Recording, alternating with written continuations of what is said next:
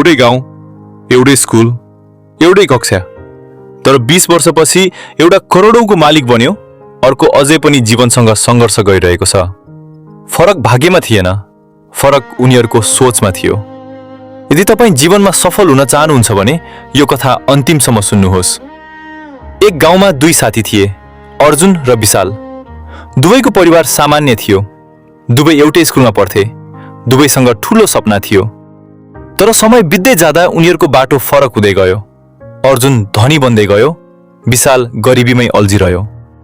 आज हामी उनीहरूको कथा मार्फत धनी र गरिबको सोचबीचको वास्तविक फरक बुझ्नेछौँ। स्कुल सकिएपछि विशालले भन्यो, अब त पढाइ सकियो, जुनसुकै काम पाइन्छ त्यही गरौँ। तर अर्जुनले भन्यो, म काम त गर्छु तर सिक्न कहिले छोड्दिन। यही पहिलो फरक थियो।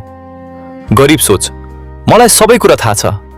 धनी सोच, म हरेक दिन नयाँ कुरा सिक्न सक्छु। केही वर्षपछि विशालले तलब पायो। उसले नयाँ मोबाइल किन्यो, महँगो लुगा किन्यो।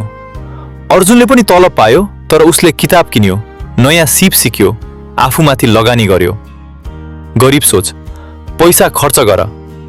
धनी सोच, पहिले पैसा बढाउने ठाउँमा लगानी गर। एक दिन दुवैले व्यवसाय सुरु गर्ने अवसर पाए। विशाल डरायो। उसले भन्यो, यदि असफल भयो भने? अर्जुन मुस्कुरायो। उसले भन्यो, यदि प्रयास नै गरिन भने? यही अर्को ठूलो फरक थियो। गरिब सोच, असफलताको डर। धनी सोच, अवसरको खोज।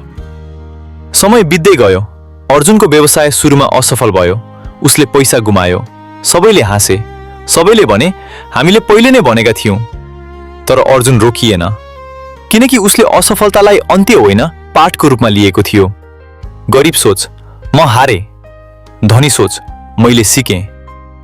5 वर्षपछि विशाल अझै पनि आफ्नो परिस्थितिलाई दोष दिइरहेको थियो। सरकारलाई दोष, परिवारलाई दोष, भाग्यलाई दोष। अर्जुन भने हरेक समस्यामा समाधान खोजिरहेको थियो। गरिब सोच बहाना खोज्छ। धनी सोच उपाय खोज्छ। एक दिन विशालले अर्जुनलाई सोध्यो, हामी त एउटै ठाउँबाट सुरु गरेका थियौं, आज तिमी यति माथि कसरी पुग्यौ? अर्जुनले शान्त स्वरमा भन्यो, हामी दुवैसँग पैसा कम थियो, तर मसँग एउटा कुरा थियो, म आफ्नो सोचलाई गरिब हुन दिएन। गरिब हुनु अपराध होइन, तर सधैँ गरिब सोच राख्नु आफ्नो भविष्यसँग अन्याय हो। धनी मानिसहरू समयमा लगानी गर्छन्। गरिब सोच भएका मानिसहरू समय खर्च गर्छन्। धनी मानिसहरू अवसर देख्छन्। गरिब सोच भएका मानिसहरू समस्या मात्र देख्छन्। धनी मानिसहरू जिम्मेवारी लिन्छन्। गरिब सोच भएका मानिसहरू दोष अरूलाई दिन्छन्। आज आफैलाई एउटा प्रश्न सोध्नुहोस्, म अहिले कस्तो सोचमा बाँचिरहेको छु? किनकि गरिबी खल्तीमा हुनु समस्या होइन, गरिबी दिमागमा हुनु समस्या हो।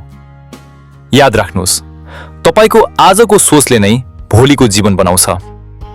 भाग्य बदल्न चाहनुहुन्छ भने पहिले सोच बदल्नुहोस् र एक दिन संसारले तपाईको सफलता देख्नेछ। यस्तै प्रेरणादायक भिडियोहरूको लागि हामीलाई comment, share, subscribe and like गर्नुहोस्। धन्यवाद।